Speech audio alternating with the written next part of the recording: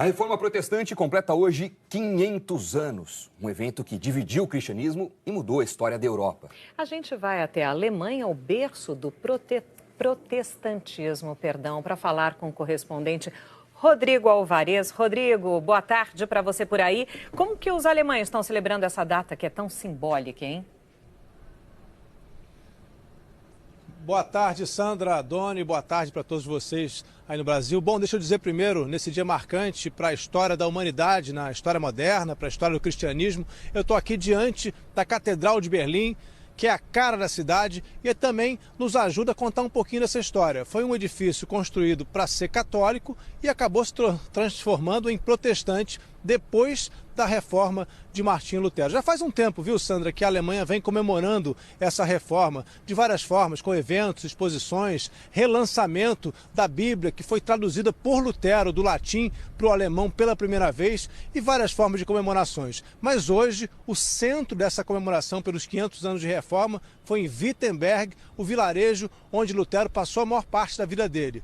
O culto teve a presença da primeira-ministra Angela Merkel, que além de ser protestante, é filha de um pastor luterano. Foi exatamente na igreja onde tudo começou. Era uma quarta-feira, aquele dia 31 de outubro de 1517, quando Lutero veio aqui até a porta da igreja do castelo de Wittenberg e afixou suas 95 teses, condenando a venda de indulgências pela Igreja Católica. Naquele dia, naquele exato momento, ele começou a Reforma Protestante.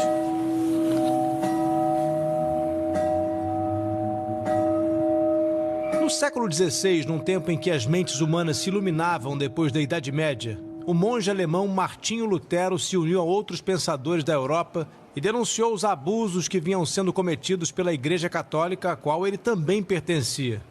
Usou de uma nova tecnologia, a imprensa, para multiplicar seus escritos e fazê-los percorrer a Alemanha e o mundo. Traduziu a Bíblia para o alemão e conseguiu acabar com as missas em latim para que as pessoas pudessem finalmente entender o que os pregadores diziam. Lutero era revolucionário, mas não rompeu completamente com a tradição. Acreditava no terrível poder do diabo, pensava ser justo e necessário matar as bruxas nas fogueiras e acreditava profundamente nas ideias do apóstolo Paulo, afirmando que o justo viverá da fé. Lutero entendia que a igreja tinha perdido o contato com os ensinamentos de Jesus Cristo. Defendia sola scriptura, ou seja, fidelidade absoluta aos evangelhos.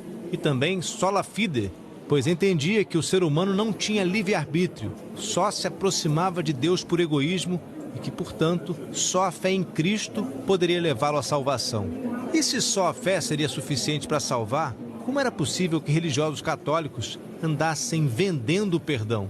Numa das teses mais duras pregadas à porta da igreja, Lutero afirmava que os religiosos que vendiam perdão estavam pregando doutrinas humanas que dizem que, assim que o dinheiro entra no cofre, a alma sai voando do purgatório. Por fim, Lutero atacava também a riqueza acumulada pelo Vaticano. Os verdadeiros tesouros da igreja, de onde o Papa distribui indulgências, ele dizia, não são suficientemente discutidos ou conhecidos pelo povo de Cristo. Entrou numa disputa tão perigosa com a igreja que precisou passar um ano escondido e escreveu ainda mais duramente contra o Vaticano. Quando voltou aqui para Wittenberg, Lutero rejeitou a ideia de que era preciso jurar castidade para se dedicar a Deus. Ele próprio se casou com uma freira que deixou o convento. Depois disso, passou a atacar dogmas e sacramentos da Igreja Católica. Para o reformador alemão, nem a confissão, nem mesmo o arrependimento sincero seria capaz de salvar as almas de homens e mulheres no dia do juízo final. Lutero, João Calvino e outros reformadores provocaram uma rachadura tão grande no cristianismo que a ferida continuaria aberta mesmo quando as guerras já tivessem terminado e as questões do mundo fossem completamente outras, 500 anos depois.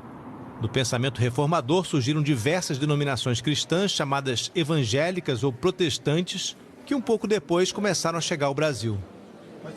Estudiosos entendem que, além de abrir o caminho para o surgimento de novas denominações religiosas, o grande legado de Lutero foi a conquista de mais liberdade para o ser humano.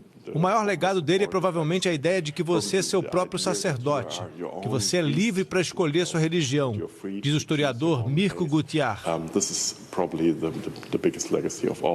Acrescentando que até mesmo fora da religião, Lutero abriu caminho para conquistas importantes, como a liberdade científica, a liberdade individual e até mesmo as bases do que hoje entendemos como democracia.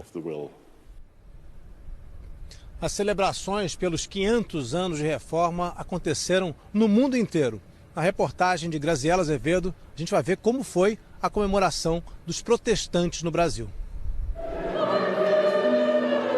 É em sua imensa diversidade.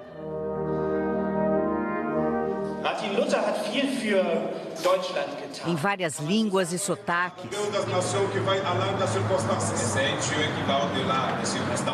Na simplicidade das ruas, em salões, templos, que os protestantes do Brasil estão celebrando os 500 anos da reforma. É uma congregação dos refugiados e imigrantes. Ele tem sua própria identidade dentro. Aqui a gente tem culto onde ele fala a língua materna deles. Eles cantam crioulo, cantam lingana, cantam na árabe, pode falar francês, pode falar inglês. Aqui é transcultural. Em Curitiba, um coro de 500 vozes foi regido por Martinho Lutero, o maestro orgulhoso de ter o nome do reformista alemão. Nada acontece por acaso, né? A gente é direcionado para trilhar certos caminhos, né? E eu sou só um instrumento disso, estou super feliz.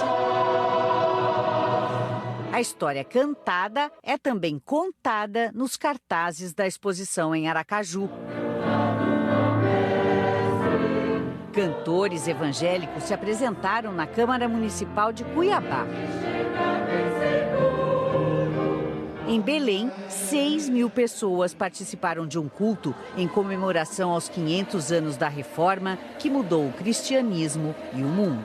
Houve consequências políticas, econômicas, sociais, culturais, educacionais. Por isso que a reforma é considerada hoje pelos historiadores, pelos estudiosos, como um dos movimentos mais importantes que produziram o moderno mundo ocidental em que nós vivemos. Essa exposição no Instituto Presbiteriano Mackenzie, em São Paulo, reúne cópias de documentos e preciosidades da época, como um exemplar da Bíblia, traduzido para o alemão por Martinho Lutero, no século XVI. Conta também a história dos primeiros reformistas que chegaram ao Brasil, com destaque para José Manuel da Conceição, que em 1865 foi ordenado o primeiro pastor evangélico do país. Morreu de febre amarela aos 34 anos, mas foi semente de uma fé reformada que se multiplicou no Brasil e que hoje tem suas raízes relembradas. Uma das inovações da reforma protestante foi dar a quem assistia aos cultos o direito de cantar junto. Martinho Lutero tocava alaúde, cantava, compunha e fez da música um veículo de propagação de suas ideias e das palavras da Bíblia. A música que foi tão importante há 500 anos, hoje é celebração. Castelo Forte é o hino composto por Lutero mais tocado nas comemorações de uma história que hoje é recontada e cantada.